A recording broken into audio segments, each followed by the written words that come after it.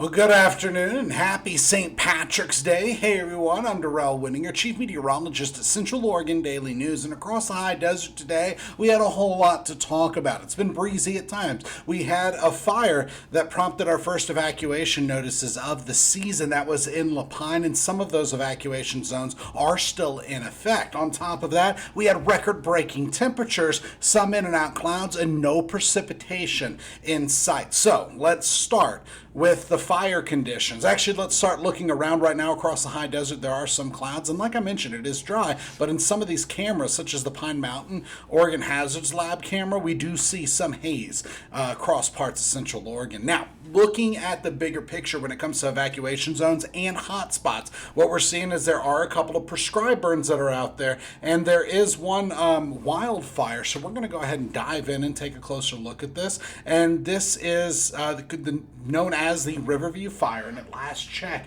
per the National Interagency Fire Center, the NIFC, it is up to 20 acres. Now, there is a red or a level 3 go now evacuation and a green or a level 1 be ready evacuation, all within La Pine. And when we take a closer look at this, we do see that Bridge Road at the foot of it, are close to the Little Deschutes River across from Bridge Road, is where it shows that this fire started. And the huge area that is green is just that level 1 be ready evacuation. But if you are on any of these roads that are in that level 3 or the red evacuation, just know that there is a go now level 3 evacuation in effect for your area. And all of this is just to the west of the Highway 97 corridor going through La Pine. Now, going forward through the next couple of days, we're still going to be breezy at times during the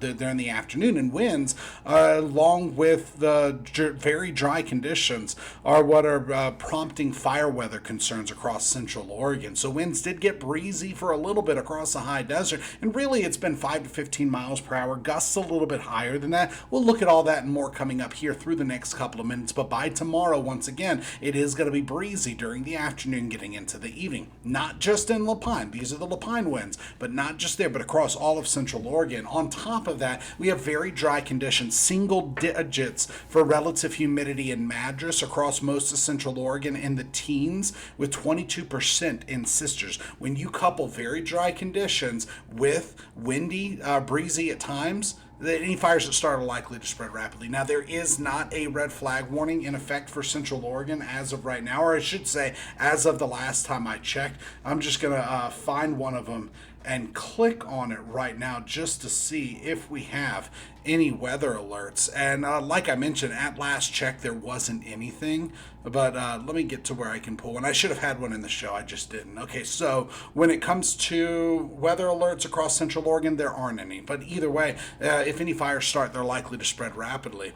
The good news is that today, after the 20 acres, we haven't heard anything new with the Riverview Fire. Now, when it comes to air quality, both eSpace and DEQ, we're all in the green. Good air quality. Even looking at that third air quality monitoring network that we have access to, the Purple Air sensors, there are a couple of them that are orange around Redmond, and that means unhealthy for sensitive groups. But for the most part, most of the sensors are all showing green. And there have been a couple prescribed burns today. Couple that with wind speed and direction, and that is what's lowering those air quality conditions for just a couple sensors around Redmond.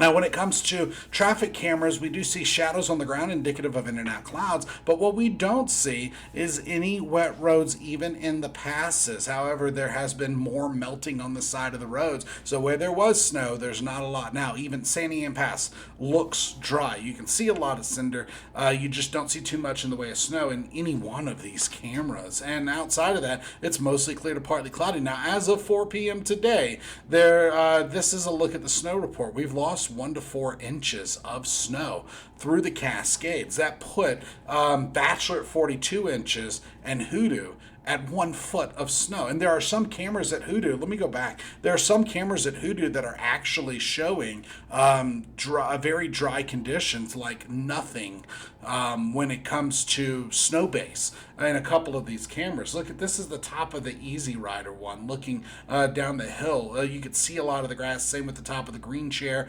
top of Hodag. These are both summit cameras, top of Manzanita, and it just looks very dry. And what little snow there is just continues to melt. So the official number is 12 inches, but it looks pretty bare. And you know what? We have some friends that enjoy Bachelor as well. We could look at those, but the numbers at Bachelor are much better. However, there might be some spots where you just might not have a lot of snow. But Bachelor looks a lot better. It is at higher elevation, did get more snow. It is looking at bluebird conditions as of right now, just some clouds. Now, when it comes to the powder prognosis for Wednesday, much the same as what we had today. More in and out clouds are expected. Temperatures way above average for this time of the year. Highs in the 50s and 60s. And no new snow is expected until late in the 7-day planner. And here's what we're looking at. Your forecast model actually shows, this is the high resolution one, and I threw winds in there as well. It just shows that it's going to be clear through Wednesday. Just a few PM clouds. By Thursday, more PM clouds. Still dry though. Watch what happens on Friday. A cold front approaches and then it starts to roll through, and it looks like we just went to satellite and radar. You're going to have to wait for that Friday one. Sorry, my friends. Okay, so satellite and radar. When it comes to satellite, this is a blend of the visible and infrared satellite imagery, and it just shows a lot of clouds. Does not show much at all in the way of precipitation. In fact, the closest precipitation is over Washington, getting into the panhandle of Idaho, and that's all rain. It's all liquid rain, not even snow through the Cascades or the Olympic Peninsula. Getting over into Idaho and Montana, so the Rocky Mountains, a wintry mix and some snow showers. And this is an atmospheric river. In fact, it was a Pineapple Express as of yesterday. Let's look at it today. When it comes to an atmospheric river, that just means a plume of moisture that's being driven on almost like a conveyor belt of moisture coming from the subtropics or the tropics. And this one, definitely a Pineapple Express. You can see Hawaii right there, and that whole plume of moisture coming into the Pacific Northwest from Hawaii.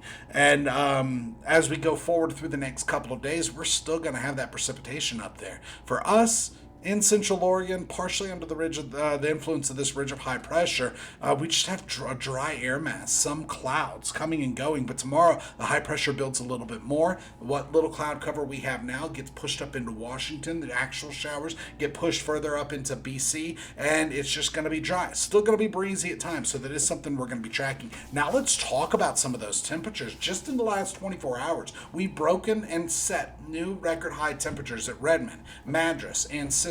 We tied a record high in Bend. Prineville just a couple degrees off. Sun River 1 degree off from that record high temperature. So near and record breaking temps. And when we look across the entire Tri-County area, we did get up to 80 degrees in Warm Springs. And as of right now, it's in the 70s with a few 60s on the map. So that puts us close to where we were yesterday. Overall, net gain when it comes to temperature, but not by much. Now here through tonight, we fall back into the 40s with some 30s by tomorrow. A little bit more warming puts us in the mid to upper 70s with some low 80s expected. Now, when it comes to precipitation, we are just dry. Now, this shows through Friday night at 11 p.m. And at that time, it looks like there is some rain that will have fallen in the Cascades. That's because of a cold front. But that cold front, the biggest change up we're looking at from that is a few showers and then a big drop in temperatures. So the vernal equinox, the spring equinox, is on Friday. And during that time, we're still well above average for this time of the year. Mid to upper 70s, Wednesday, Thursday, Friday. Some 80s possible. By Saturday, 56 degrees. Right on target for this time of the year. So actually, Friday's cold front actually brings us back into that more seasonable range when it comes to temperatures. And your forecast model shows this one's actually going to take you all the way through that next system. So this one shows in and out light clouds possible Wednesday, more on Thursday. By Friday, partly cloudy conditions. By Friday night, that's when we get some of those showers. And notice it is broken up. The mountains absorb most of the moisture from this next system. That's going to be followed by our big dip in temperature. So between now and Thursday at 11 p.m., nada. We're not looking at any precipitation. Then by Tuesday at 7 a.m., some precipitation.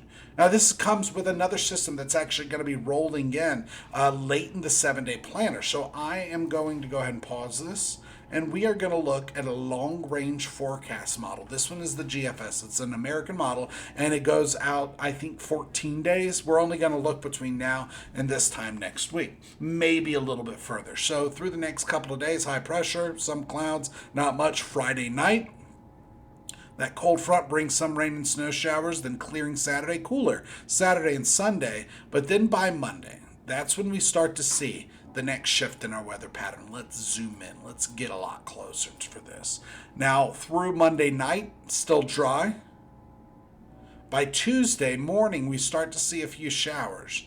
It just looks like mostly rain at first, but then later on, it does look like those snow levels are going to be falling. So from Tuesday at 4 p.m., it doesn't look like much. Then by Tuesday night, we get snow in the mountains, and that continues into Wednesday. Now, this is at the end of our 7-day planner. And quite often, when we see a system like this at the end of our 7-day planner, it does not pan out by the time we get there. So that's something to keep in mind. But this is at least showing that at the end of the 7-day planner, there's a chance for more precipitation becoming snow. So winds today have just been gusty at times, 15 to 25 mile per hour gusts.